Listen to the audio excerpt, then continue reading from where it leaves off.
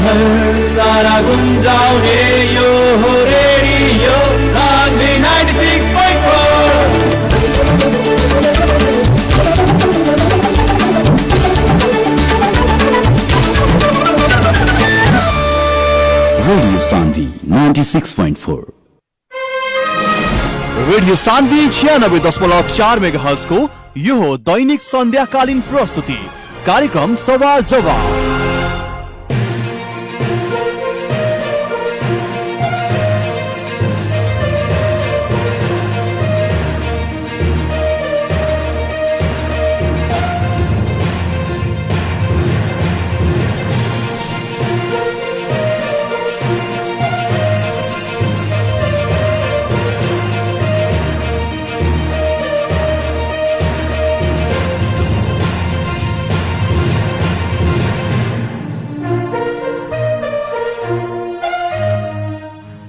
नमस्कार, हार्दिक स्वागत बा रेडियो सान्वी 96.4 मेगाहर्ट्ज के प्रस्तुति कार्यक्रम सवाल जवाब में।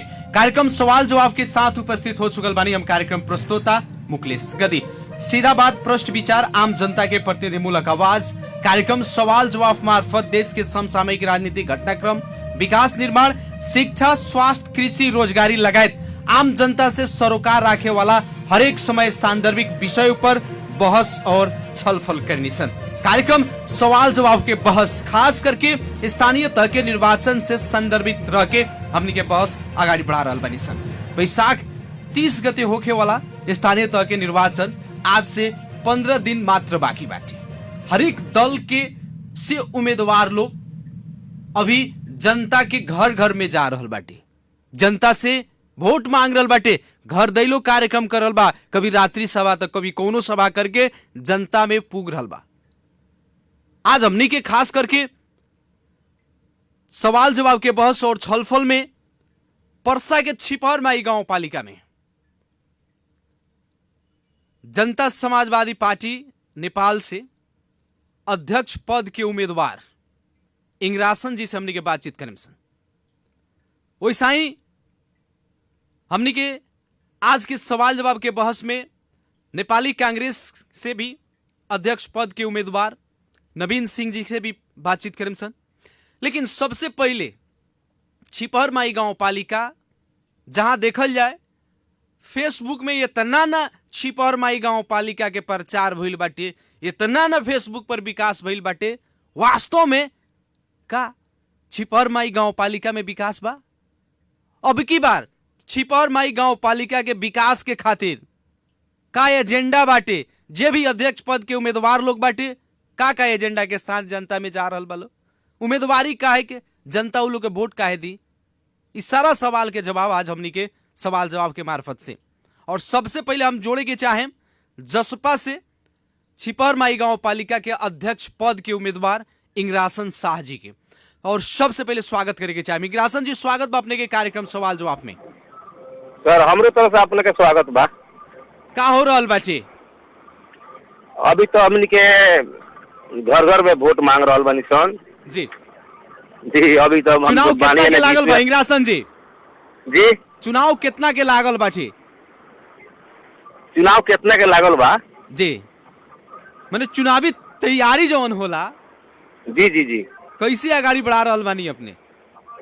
अच्छा, हमनी के तो अपन चुनाव माने हमनी के जनता के सेवा 5 बरस से हम करते चलल बानी। थोड़ा सा वोट से हम हरनी जी, दूसर का स्थान हमरे रहे। यहाँ से मात्र हम 157 वोट माने टोटल हारल बनी जी। 78 गो वोट मिल रही, 80 गो वोट मिल रही तो हम जीतती। और तो हमनी के 5 साल से अपना जनता के सेवा करते हुए तक लेकर आ गई बनी। चुनाव में हमर जनता में लगानी बा, जनता के साथ हम मरल बनी 5 साल। हम घरे नहीं बैठल, हार के भी 5 साल जनता के साथ साथ में घूमल बनी, हर गांव में दुख सुख में गइल बनी, जे जवना बराबर तहाँ ले पहुंचल बनी। हम बीरो जाके नहीं बैठल हैं, जनता के सेवा कैले बनी तो जनता हमरा के चाहता। चुनाव में हमर लगानी अच्छा बात, चुनाव अगाड़ी हमर बढ़ रहल बटे जी हैं। इंग्रासन जी को बात बताई, अपने भी अध्यक्ष पद के उम्मीदवार बानी, 5 साल कहनी जनता में अपने कहीं ना कहीं और रात खटल बानी, जनता के सेवा कैले बानी, पद पर ना रह के भी हाँ जी 2074 साल के स्थानीय तय के निर्वाचन के अगर परिणाम देखल जाए तो दूसरका स्थान पर अपने बानी। जी प्रमुख प्रतिपक्ष के रूप में अपने छिपहर माई गांव पालिका के छाया सरकार ने रहल बात। जी जी जी जी छिपहर माई गांव पालिका के जितना फेसबुक पर प्रचार भइल कि छिपहर माई गांव पालिका में इतना विकास बा, सबसे ज्यादा विकास छिपहर माई गांव पालिका में बाटे का वास्तव में विकास जी। भइल बाटे 5 साल के? ए सर उ तो हमनी के मने हम तो केहू के विषय में बुरा ना बोले सोचे नहीं, आज तक ना सोचले बनी ना सोचे नहीं सर। हमनी के जायज बात लेकिन बतावे नहीं वास्तविकता सर। तो बतावे के पड़ल है, बड़ा जनता हाँ पूछ रहल बाटे। हम बता रहल बानी, एकदम बता रहल बानी।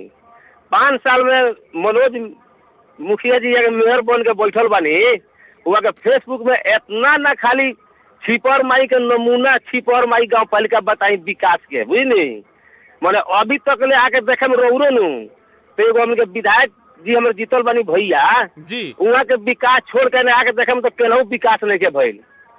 हर गांव से केनहू से जुटे का रास्ता नहीं के, मेन रोड में जो रिंग रोड में बन रहा बाटे छिपहर माई गांव पालिका से लेके और पोखरिया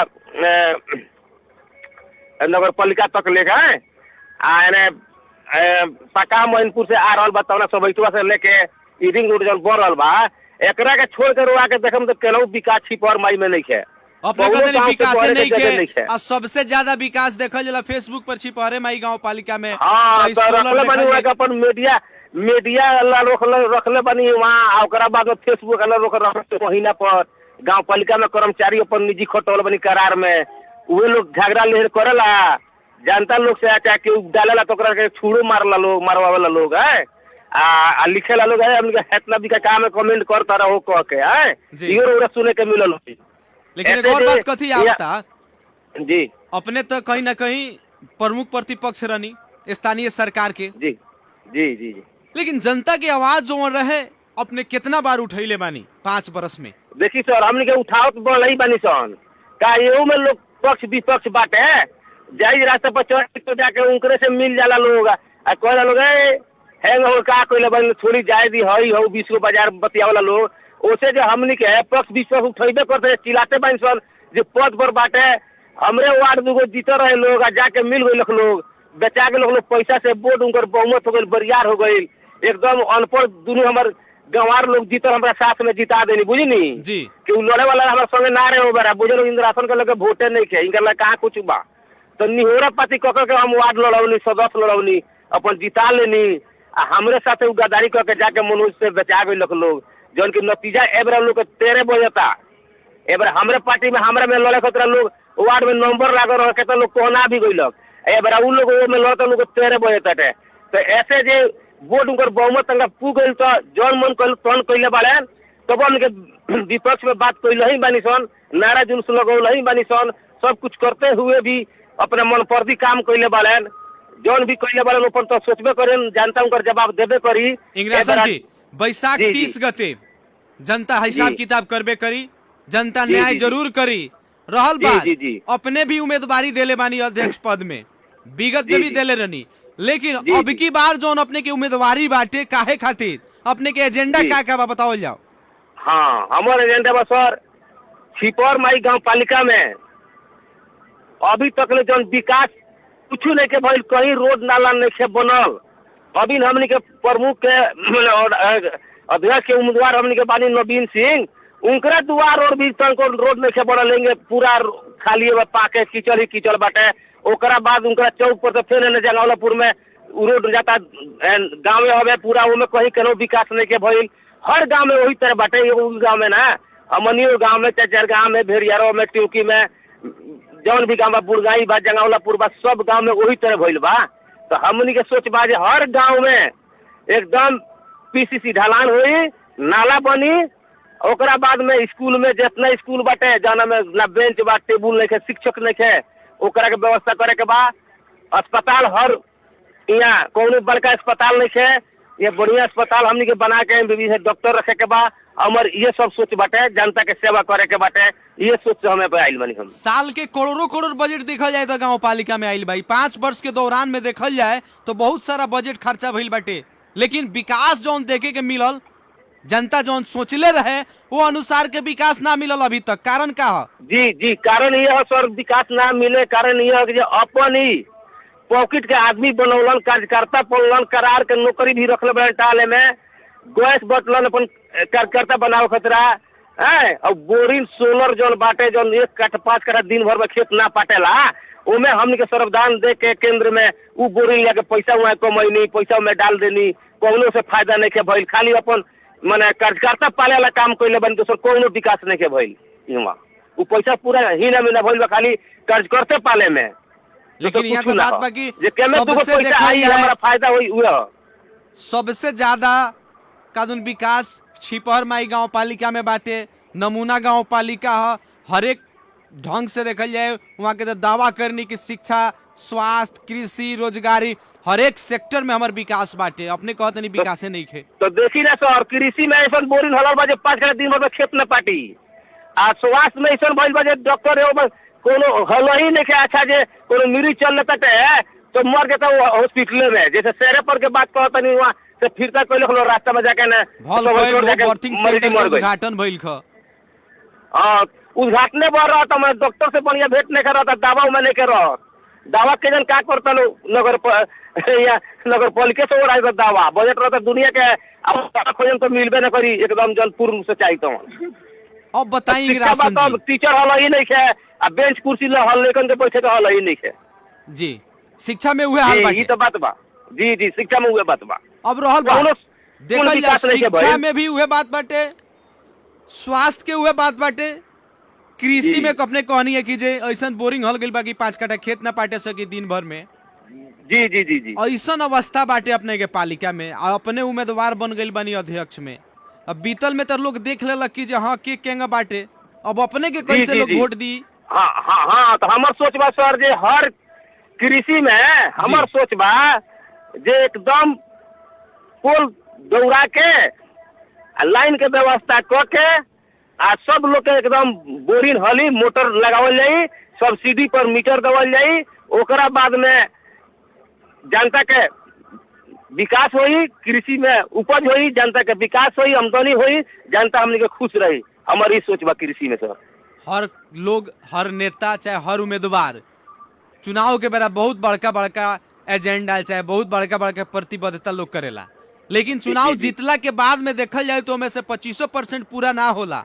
अपने के का गारंटी बा अपना छिपहर माई गांव पालिका के जनता के कैसे विश्वस्त करेम, कैसे विश्वास दिलाएम कि हम जो प्रतिबद्धता करत नहीं है बेरा वो पूरा करें। जी जी जी जी, ऐसे विश्वास हम दिलावे के चाहते नहीं, जनता लोग के विश्वास हमारा प्रति हुई जे हमार भैया विधायक जी जीतल बानी, हम लोग के लिए नहीं राजनीतिक में हम ही लिए बानी, फर्स्ट इलेक्शन तो हम ही लड़ी, ओकरा बाद में माने विधायकी के चुनाव भइलक जी, स्थानीय के बाद में भइली संसदीय चुनाव, तो हम अपने विधायक जी के लिया के लड़ौनी सन, जनता से वोट लेके जीतवले बानी। तो हमारे विधायक जी घोषणा पत्र में कहले रहनी जे हम छिपहर माई गांव पालिका ना अपन ही माने पोखरिया नगर पालिका से लेके सबैठवा से लेके जोड़ के हम रिंग रोड बनाए, जौन की सपना हमनी के पूरा हो गइल बाटे, बन गइल 3 साल 3.5 साल में बन गइल, कागज पत्र गिर गइल, लोग चल रहा बा ऊपर। ऐसे हम जनता लोग से हम अनुरोध भी कैले बानी सन, जनता लोग के विश्वास में बाजे हाँ यहाँ के भैया चाहे यहाँ के विकास करे के रही बनी, जनता के सेवा करे के रही बनी, जौन यहाँ लोग कहे नहीं लगिन उतना करे नहीं लगिन। ऐसे जो हमनी के कोनो लोभ लालच नहीं है, सब जनता लोग के विश्वास बा, तब हमनी के पीछे लोग जनता वोट देला। अपनाऊ कानून खूब ठेकेदारी करे नहीं या समय पर काम ना करे नहीं, आरोप बा अपने पर। ए सर, हम तो ठेकेदारी हमरा पहले खुद जब बाना हो गई, हमने के समय से पहले काम होला, बाद में ना होला। देखिए जो रिंग रोड बनता है जी जी, कितना हमने के घाटा सौ के काम भी करता निशान, दूसरा ठेकेदार करे तो हमारी बजट में उर्वादित हमने के अवधि भर में काम में न करी, 7% में जाकर बिलो लेके भी काम करके हमने के देखा देनी सन, अपना अवधि भर में काम बने के रिंग रोड कलर से बनाओ के तो बना देनी सन। ऐसे जो हम काम जो होला तो फास्ट होला, नदी में ओरिया नदी में पुल ना रहे, अवधि से पहले हमके पुल बना देनी सन। एकदम छिपहर माई गांव पालिका में रिंग रोड दौड़ रहा बा, गाड़ी घोड़ा दौड़ रहा बा, कोनो टेंशन है कि आज मतलब छिपहर माई से लोग 25 मिनट से लेकर 35 मिनट में मोटरसाइकिल से आराम से पहुंचता है, कोनो टेंशन है कि जौन की 3 घंटा 4 घंटा उनके ना पहुंचे तुम नहीं सर। यानी कि जौन प्रतिबद्धता करे नहीं लगन उ पूरा कर देनी लगन समय से पहले। जी जी जी ओमे कोनो तुमको किंतु परंतु नहीं है। अभी लोग संग रेकॉर्ड हो तो केहू कहो जे हां कह के नहीं से भइल। अच्छा ये बात बताई, अब की बार जी छिपौर माई गांव पालिका के जनता नेतृत्व परिवर्तन करे के चाहता? जी छिपौर माई गांव पालिका के जनता नेतृत्व जी। स्थानीय सरकार के परिवर्तन करे के चाहता? एमे तो सर 199% ना 105% लोग परिवर्तन करे के चाहता। यानी कि अब की बार परिवर्तन होई छिपौर माई गांव पालिका में? एकदम परिवर्तन होई, ओमे कोनो दिक्कत नहीं है। रउरा पता कली अपन मीडिया लोग के भेजा के हर गांव में हर आदमी से जनता लोग से पता कली जो कि छिपौर माई में एकदम परिवर्तन हुई। चुनाव ऐसा लहर उठल बा, एकदम परिवर्तन लोग करबे करी। हमरा लेकिन विश्वास लोग बा। परिवर्तन काहे करी जब देखल जाए छिपौर जी। माई गांव पालिका में परसे जिला के सबसे ज्यादा स्थानीय तौर में विकास करे वाला गांव पालिका अध्यक्ष जी बढ़ले बानी, तो परिवर्तन काहे होई? ए सर वो संग भई रही तो लोग तो परिवर्तन करबे ना करी। बोले संग विकासे में के भइल, हम कहतन फेसबुक में खाली विकास कैले से हो जाई? ये जनता के सामने न करे के पड़ल है। तो वो संग कोई नहीं की तो परिवर्तन होकबे करी ना, परिवर्तन होके के बातें नहीं है। आज हम बात करते हैं सर जी, जी। 31 गते 30 गते के बाद सुने में ना जब काउंटिंग हो जाए तो परिवर्तन भइल बा कि नहीं के भइल। माने अब की जब हमने कहन सब सच बात कहन सर एकदम मीडिया बानी हमने को माने प्रत्याशी उम्मीदवार भी बानी।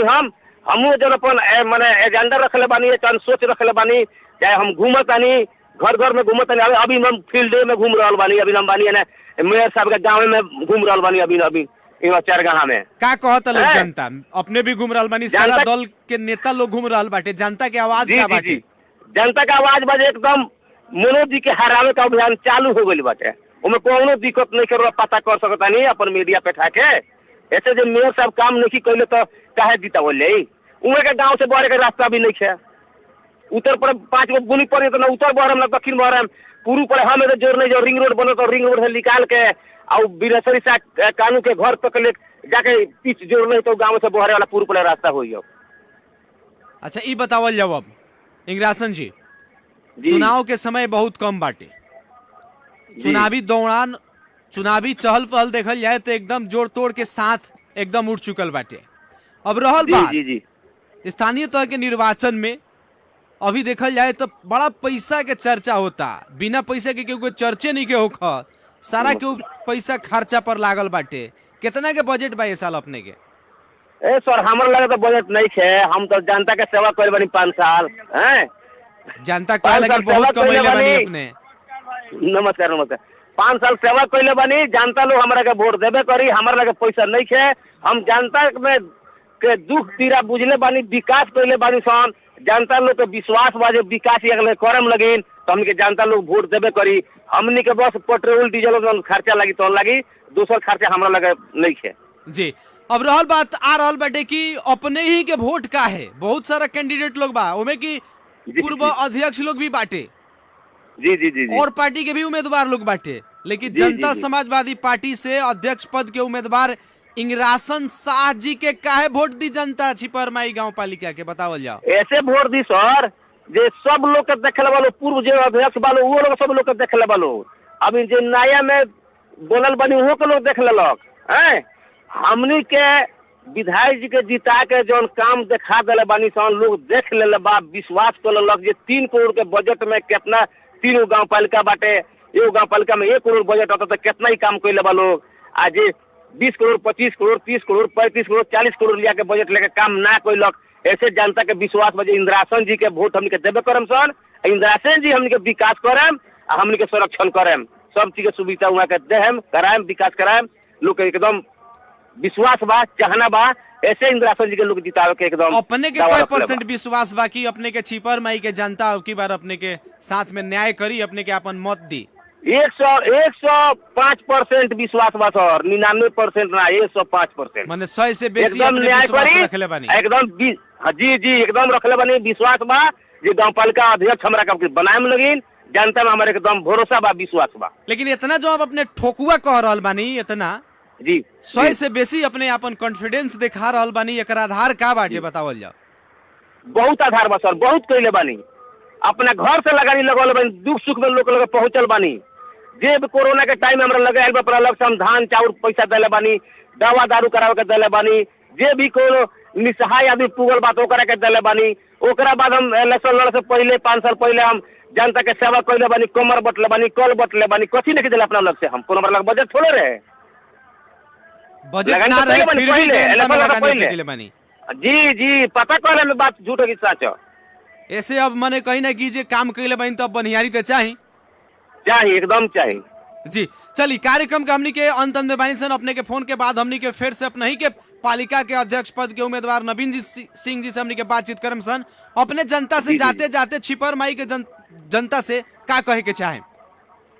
हम छिपर माई गाँव पालिका से जन समुदाय से हम ये कहे के चाहेम कि अब की बार हमरे के वोट दे के भारी बहुमत से जिताई लगिन, आ जौन भी सुविधा बाटे रोड के विकास करे के बाटे सब विकास हम करके दिखा दे, ओमे कोनो दिक्कत नहीं है, ये कहम सर। चलिए, बहुत बहुत धन्यवाद कार्यक्रम सवाल जवाब के खातिर अपन समय देनी। जी जी सर, जी धन्यवाद। नमस्कार। आदरणीय जन समुदाय, कार्यक्रम सवाल जवाब के आज के बहस और छलफल खास करके बैसाख 30 गते होखे वाला स्थानीय तह के निर्वाचन के संदर्भ में रह के हमनी के बहस आगाड़ी बढ़ा रहल बानी सन। और खास करके अभी देखल जाए हर एक पालिका में, हर एक स्थानीय तह में, हर एक पद के खातिर एक से ज्यादा उम्मीदवार लोग खड़ा बाटे, चुनावी मैदान में बाटे, चुनावी दंगल में भी कूद चुकल बाटे। लेकिन देखल जाए तो कुछ लोग जो स्थानीय सरकार प्रमुख रह चुकल बाटे, गांव पालिका अध्यक्ष, वैसे ही अपने के वार्ड अध्यक्ष, वार्ड सदस्य, वो लोग भी बारेस में। कुछ लोग बा जो नया नेतृत्व बा, नया परिवर्तन करे के सोच के साथ आगाड़ी बढ़ रहा बाटे। लेकिन बात आ रहा बाटे कि 5.5 साढ़े 4 वर्ष के दौरान जितना भी विकास जनता सोचले रहे, एगो जन अपेक्षा रखले रहे कि स्थानीय सरकार प्रमुख बन के आई लोग, नया नया युवा लोग के जनता वोट दे के जीतैलक, काहे खातिर? लेकिन जनता जौन सोच के साथ जीतैलक का वो पूरा होके सकल बा? हमने के फोन संपर्क में जुड़ चुकल बानी छिपहर माई गांव पालिका के नेपाली कांग्रेस के तरफ से अध्यक्ष पद के उम्मीदवार, युवा उम्मीदवार बानी, विगत विद्यार्थी काल से वहां के राजनीति में सक्रिय रूप से लागल व्यक्ति नवीन सिंह जी के। और सबसे पहले कार्यक्रम सवाल जवाब के आज के बहस में स्वागत करे के चाहे वो युवा नेता नवीन सिंह जी के। नवीन सिंह जी, स्वागत बा अपने के कार्यक्रम सवाल जवाब में। धन्यवाद धन्यवाद। चुनाव कितना के लागल बाटे? चुनाव पूरा लागल बा, पूरा चुनाव के जोर शोर में बानी छ। पूरा अभी रात के भी एकदम घर दहले हो रहा बा, दिन के भी हो रहा बा, एकदम चुनाव के एकदम तैयारी में बानी सन, एकदम जोर तोड़ से चुनाव में। हाँ, एकदम जोर तोड़ से रहल बात, बहुत सारा लोग उम्मीदवारी देले बा छिपहर माई गांव पालिका में अब की बार। लेकिन नवीन सिंह जी के उम्मीदवारी काहे बा? नवीन सिंह का उम्मीदवारी काहे बा कि छिपहर माई गाँव पालिका में आज हमनी के गाँव पालिका अध्यक्ष जी जौन भ्रष्टाचारी कैले बनी, आज एगो वहाँ विकास के काम नहीं के भइल। आज शिक्षा होइंगे पछाड़ी, शिक्षा क्षेत्र होइंगे पछाड़ी बा, और कृषि होइंगे पछाड़ी बा, स्वास्थ्य के अवस्था उसन के बा। उ सब चीज के सुधार करे खातिर ही हम उम्मीदवार दिले बनी। काहे कि हमनी के गाँव पालिका एकदम पिछड़ल क्षेत्र जी जी। आज हमनी के एकदम शिक्षा के न्यून बा, शिक्षा के अवस्था एकदम कमजोर बा, तो ओकरा के सुधार करे खातिर ही हम अपन उम्मीदवारी दिले बनी। अपने कहते नहीं कि वहाँ कुछ विकास नहीं खे भइल। सामाजिक संजाल में देखल जाओ, गाँव पालिका नवीन जी, सामाजिक संजाल में देखल जाओ, सबसे ज्यादा कानून परसा जिला में कौन पालिका में विकास भइल बा तो कानून छिपहर माई गाँव पालिका।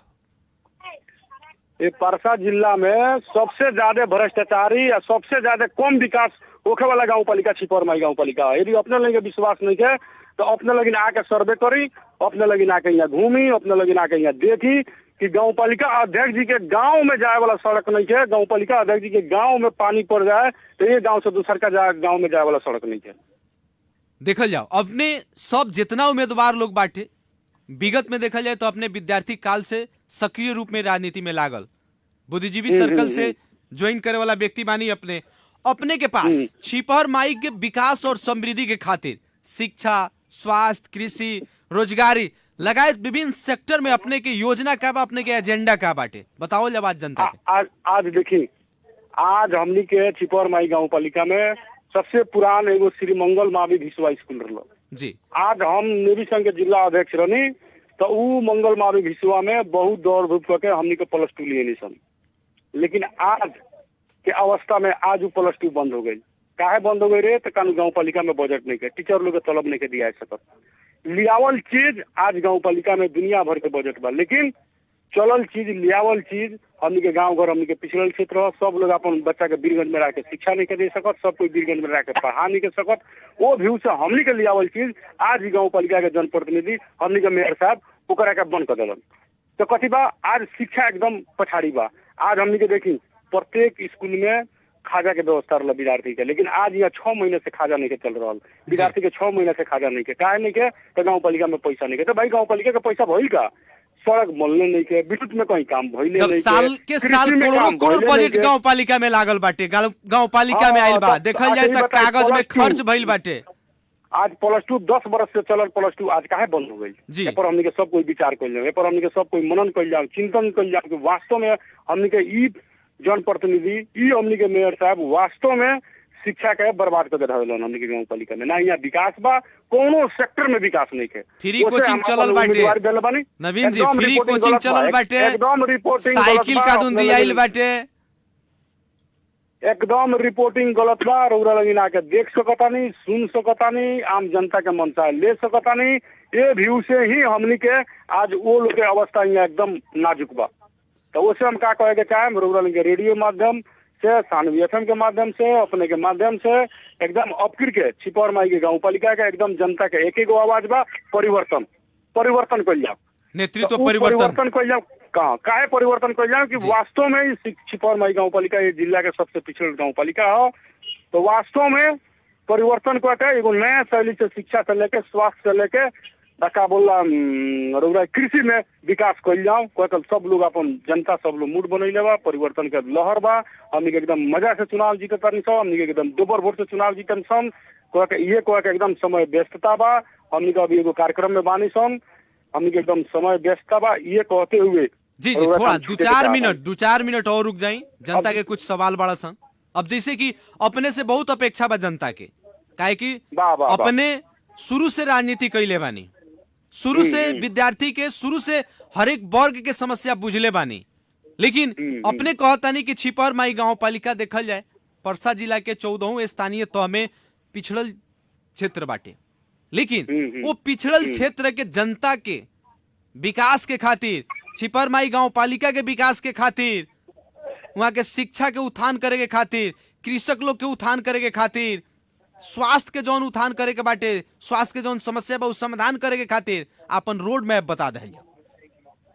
देखिए एक एगो चीज हमार सोच कथी है, हमनी के तो विद्यार्थी प्लेटफॉर्म से आयल आदमी है सन, शिक्षा क्षेत्र से जुड़ल आदमी है सन, आज मास्टर डिग्री करके हमनी के राजनीति में लागल बनी सन। जे शिक्षा के अहमियत बुझता, जे शिक्षित आदमी बा उहे बुझी कि शिक्षा का है। जरा लगे अपना खुद SLC के सर्टिफिकेट ना होके, जे SLC पास ना होके, ऊ का शिक्षा का अहमियत बुझी, ऊ का शिक्षा बुझी की शिक्षा का है। उसे हमारे एगो सबसे ज्यादा जोड़ गाँव पालिका का हमारे शिक्षा पर बा। काहे कि हमनी के आपन गाँव पालिका में कम से कम हम यदि मेयर यहाँ बनता नहीं, शिक्षा में का सोच रखले बानी तनका प्रश्न पार दे। एकदम सुनी, हमारे एक एगो सोच बा, ई गाँव पालिका में 5 गो वार्ड बा, 5 वार्ड में सबसे पहले का हमार घोषणा का रही कि सबसे पहले का 5 वार्ड में पहले मावी स्कूल हो। मावी स्कूल के साथ साथ ई पालिका में कम से कम एगो कन्या विद्यालय के एकदम आवश्यकता बा। कन्या विद्यालय हम खोले के सोच बा, कन्या विद्यालय हम खोलेम। ओकरा बाद हमनी के जितना दलित, जितना पिछड़ा लोग बा, यदि हमनी के SLC से ऊपर जितना विद्यार्थी हमनी के कहीं बाहर पढ़ता, चाहे कहीं पढ़ता, चाहे मेडिकल हो के, चाहे इंजीनियरिंग हो के, कम से कम गाँव पालिका से हम छात्रवृत्ति के स्कॉलरशिप के जरूर व्यवस्था करें। ये हमार सोच बा। सबसे अपने के घोषणा बाटे छिपर माई गाँव पालिका एकदम बा सबसे ज्यादा हमर जोर शिक्षा पर बा। स्वास्थ्य के खातिर का रखले बानी सोच, का करम स्वास्थ्य में अपने के जनता हुआ के जिता होता तो एकदम स्वास्थ्य में भी एकदम जरूरी बा, स्वास्थ्य के विकास भी जरूरी बा। आज हमनी के देखी इतना दुर्भाग्य के बात बा कि आज हमनी के गाँव पालिका ऐसा दुर्गम एरिया में बा कि कहीं कुछ हो जाला तो एगो निमन से सूट से डॉक्टर के व्यवस्था नहीं है। बरकर हमनी के एगो भिसवा में हमनी के डॉक्टर साहब एगो एमडी डॉक्टर साहब खोल ले बानी, हमनी के एगो क्लिनिक खोल ले बानी। लेकिन हमार प्रयास कथी बा कि ई गाँव पालिका में कम से कम एगो अच्छा हॉस्पिटल, सरकारी हॉस्पिटल कम से कम खोले के हमार सोच बा। सरकारी कम से कम एकदम सरकारी हॉस्पिटल, बढ़िया हॉस्पिटल, कम से कम एमडी डॉक्टर रख के, कम से कम बढ़िया डॉक्टर रख के ओकरा के पूरा सिस्टम में लिया के एगो बढ़िया हॉस्पिटल खोले का हमार सोच बा।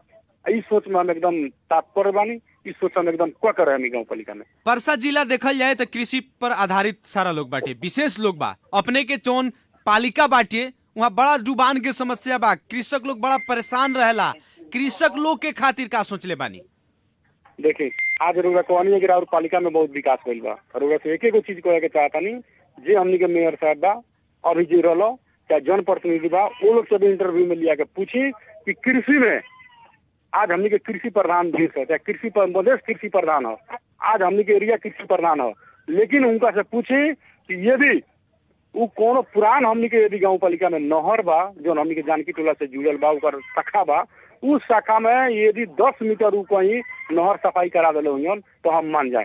कहीं 10 मीटर नहर सफाई नहीं के भइल, कहीं 1 किलोमीटर तक ले नया नहर के व्यवस्था नहीं के होके सकल, नया नहर नहीं के निकले सकल, तो ऊ का सिंचाई के व्यवस्था करियन। ओसे हमार आग्रह बा जहाँ नहर नहीं के, जहाँ पुरान नहर बा, जहाँ एकदम लथालिंग अवस्था में बा, ऊ भर गइल बा, ओकरा के खोनवा के सिस्टम में लिया के, जहाँ नहर नहीं के पुगल वहाँ पुरान नहर से ऊ नहर में किंग जोड़ के सिंचाई के व्यवस्था कइल जाई, ओमे हमनी के लागल बनते, ऊ हम काम करे। यानी कि हर एक सेक्टर में अपने के गुरु योजना बाटे, हर एक सेक्टर में विकास के योजना रखले बानी। लेकिन एगो अपने कहनी है कि हमनी के जीत सुनिश्चित बाटे, जनता जिता रहल बाटे, एकर आधार एकदम सुनिश्चित बा। ओमे कहीं कहीं किंतु परंतु नहीं के रउरा लाइन के माया ममता आशीर्वाद आई 5 साल के जनप्रतिनिधि के क्रियाकलाप से इतना ना लोग यहाँ आतंकित बा, इतना ना लोग यहाँ पीड़ित बा। अरे विकास के पैसा तो खैलक लो, तो खैलक लोग।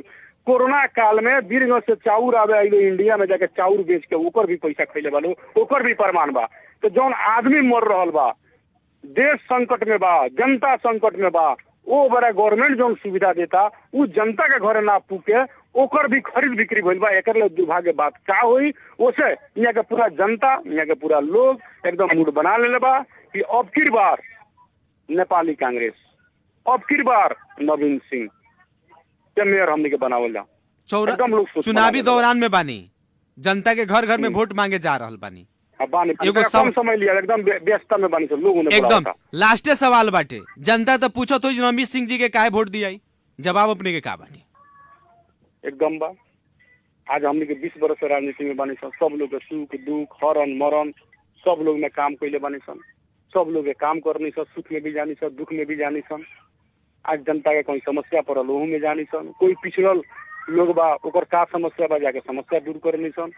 सब लोग बुझता कि ई विद्यार्थी प्लेटफॉर्म से आयल आदमी हुवन, विद्यार्थी राजनीति से उभरल एगो आदमी हुवन। इनका का हमनी के एक बार मौका दिया, इनका का हमनी के एक बार चांस दिया, कह के सब लोग मूड बनैले बा, सब लोग सुर बनैले बा। आ लोग जौन जनता सोच बनैले बा वो जनता के सोच पर हम खर्रा उतरे आ जनता हमरा के चुनाव जिताई, ई एकदम रौदा ढुक रही।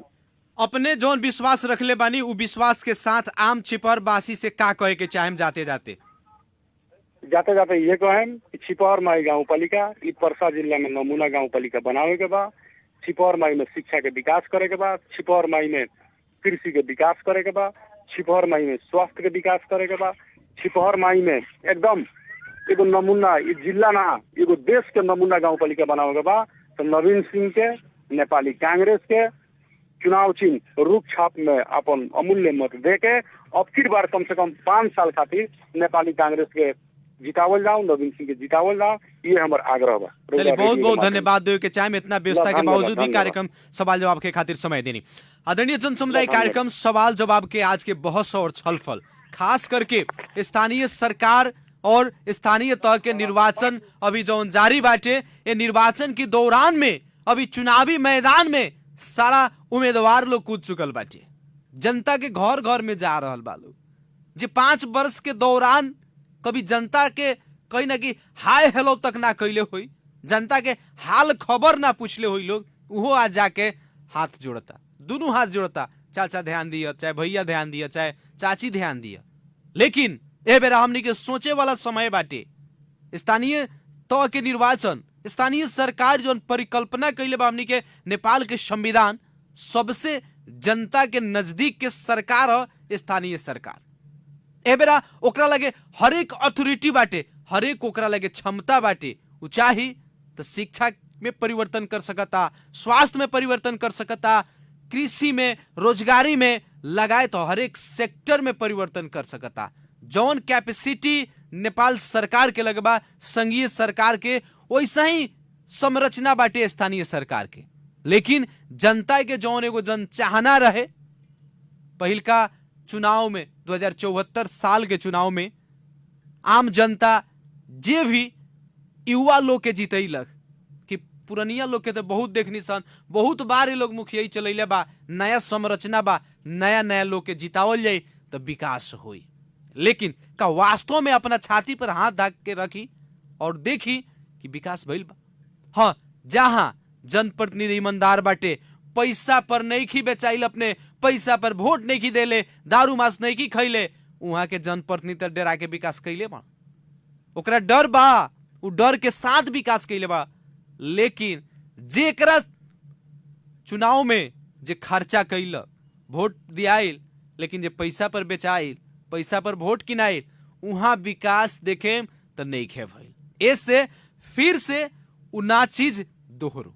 काहे कि बैसाख 30 गते, अब ज्यादा दिन नहीं के, 15 गो दिन मात्र बाकी बा। आ यही 15 दिन के भीतर में अभी 17 गते से तो कहीं ना कि छाप मिल जाई, चुनाव चिन्ह मिली तो घर धैलो शुरू होई। लेकिन घर धैलो तो अभी शुरू हो गई बा, काहे कि हर एक पार्टी जे बा ओकरा चुनाव चिन्ह मिल गई बाटे, पहले ही से ऑलरेडी ओकर चुनाव चिन्ह बाटे। लेकिन जो नया पार्टी बाटे, नया उम्मीदवार लोग बाटे, जे स्वतंत्र उम्मीदवार लोग बाटे, वो सारा कोई 17 गते के वो लोग के चुनाव चिन्ह मिली। ओकरा बाद फिर वो लोग जनता के घर दैलो में जाई, अभी तो जाते बाटे। लेकिन एगो चीज देखे के पड़ल, काहे कि एक दिन के अपने के मतदान से 5 वर्ष के अपने के हक अधिकार, अपने के हरेक क्रियाकलाप, अपने के पालिका के विकास अपने दे चुकल बानी।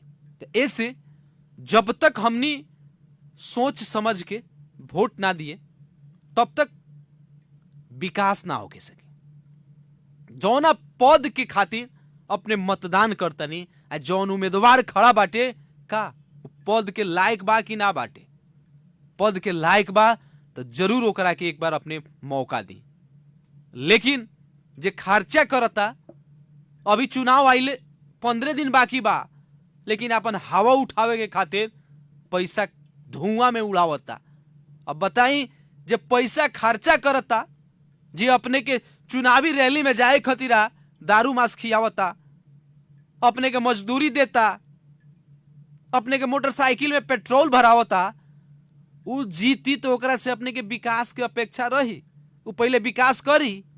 तो ऐसे ओइसन चीज पर लोभाए के नहीं के। लेकिन अभियो देखल जाता, बाप रे बाप, झुंड पर झुंड लोग जा रहल बाटे, हई करना दो, हऊ करना दो, इतना आदमी बाटे, हई करे के बा।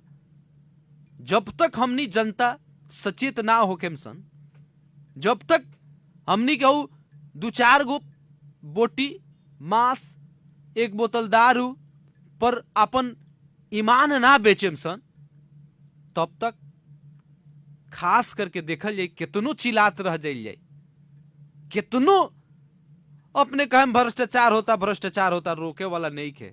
अपने जब तक ईमानदार ना होगे। ए बेरा वोट बा, हर कोई अपने के समाचार पूछे वाला बाटे, हर कोई अपने से भेंट करे वाला बाटे। लेकिन वो व्यक्ति के अपने के तलाश करी कि जौन 5 साल तक अपने के खातिर हरदम समय दे सके, अपने के समस्या में वो खड़ा हो सके, अपने के खातिर वो अपन समय दे सके। ना तो बहुत लोग आइल बाटे, शहर में रहेला, ए बेरा चुनाव आइल बाटे, भदैया बैंक खनिया फुलाइल बालो, लेकिन ओहू लोग के फेरा में नहीं के पड़े के। बहुत बड़ा बड़ा सपना देखावे वाला काम भी होला, बहुत बड़ा बड़ा प्रतिबद्धता लोग लिया वाला, बहुत बड़ा बड़ा घोषणा करेला लोग कि हम चुनाव जीते तो हई करम चाहे हऊ करे। लेकिन बहुत सारा लोग जीतेला, लेकिन पछिलका प्रतिबद्धता 5 साल में याद ना रहेला। लेकिन जितना वो लोग प्रतिबद्धता देला, अगर वो प्रतिबद्धता के 25% अगर विकास हो जाए तो आज ये अवस्था ना रही। बजट देखल जाए स्थानीय सरकार में, गांव पालिका सब में करोड़ों करोड़ के बजट हर एक साल बाटे। नया संरचना रहे, सब कोई के था ना रहे, लेकिन अब तो था हो चुकल बाटे। अब हर एक गतिविधि के बारे में जानकारी हो चुकल बाटे। तो ऐसे सचेत हो के अब की बार ऐसा व्यक्ति के चुने के बाटे जे वो पद के खातिर, वो कुर्सी के लायक बाटे, वो कुर्सी चला सके, अपने के पालिका चला सके, अपने के गांव घर में विकास करा सके, ना तो भ्रष्टाचार के दलदल में अपने के गांव पालिका ना फंसा सके। विगत में देखनी सन महामारी आयल रहे, कोरोना जैसन महामारी, जौना बेरा एक दूसरे से मिले में डर रहे, ओइसन ओइसन समय में लोग विकास के पैसा काट के कोरोना में लगा दिलक, कितना घोटाला कैलक, आज तले कोरोना के बजट के कोनो था ना लागा। तो ओइसन बेईमान चाहे ओइसन गजदार चाहे ओइसन भ्रष्टाचारी लोग के का जरूरी बा जिताऊ लागे। जिताई ओइसन व्यक्ति के जे हर एक समय महामारी होके चाहे कोनो भी समय जब अपने आवाज लगेले बानी, चाहे जब लगाए तो वो आ सके, ओइसन आदमी के अपन मतदान करी। मत एगो ऐसा चीज है जौना के दान कइल जाला, लेकिन 1000-2000 के मोल लगा के जेंगा माल जाल सब बेचाला, बकरी सब बचाला, ओइसन मोल अपने आप के मत लगाए। एक बेर लगा ले अपन मोल, अपने तो अपने के आवेला जनरेशन के भविष्य अपने अंधकार करल बानी। जौन पालिका 5 साल पछाड़ी हो जाई, बताई पूरा कार्यकाल में वो कितना साल पछाड़ी गई।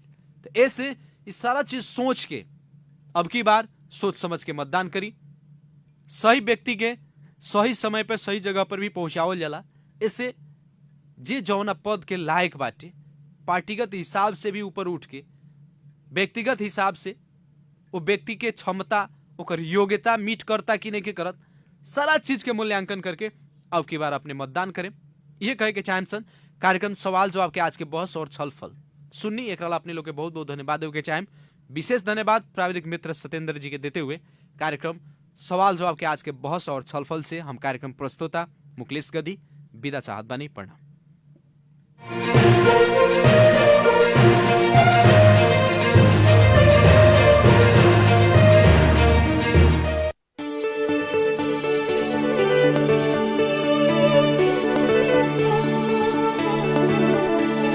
गाउँ सहर सारा गुन्जाउने यो हो रेडियो सान्वी 96.4।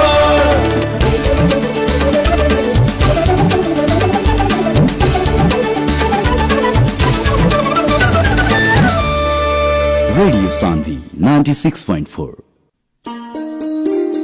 होइन भाउजू, के सोचेर बस्नु भएको? के सोच्नु नि, बाबु ठुलो हुँदैछ, अब स्कुल पठाउनु पर्ने बेला भो, कहाँ पठाउने होला भनेर सोचेर बसेको नि। त्यसमा सोच्नु पर्ने के कुरा छ र? त्यति राम्रो नवदीप एकाडेमी छँदैछ त, मेरी छोरीहरू पनि त्यही पढ्न त जाँदैछिन्। हो र, कहाँ छ र यो नवदीप एकाडेमी? हाम्रै बिरगंजको भिसुवामा विगत 9 वर्षदेखि निरन्तर सञ्चालन हुँदै आएको नवदीप एकाडेमीमा प्ले ग्रुपदेखि कक्षा 8 सम्म धामाधम भर्ना हुँदैछ, त्यही लैजानु न। हो र बाबु, त्यहाँ के सुविधा छ नि? हाम्रा सेवा तथा सुविधाहरू: खुल्ला तथा स्वच्छ एवं शान्त वातावरणमा कक्षा सञ्चालनको सुविधा, नृत्य, गीत, कराते, बाल संस्कार लगायत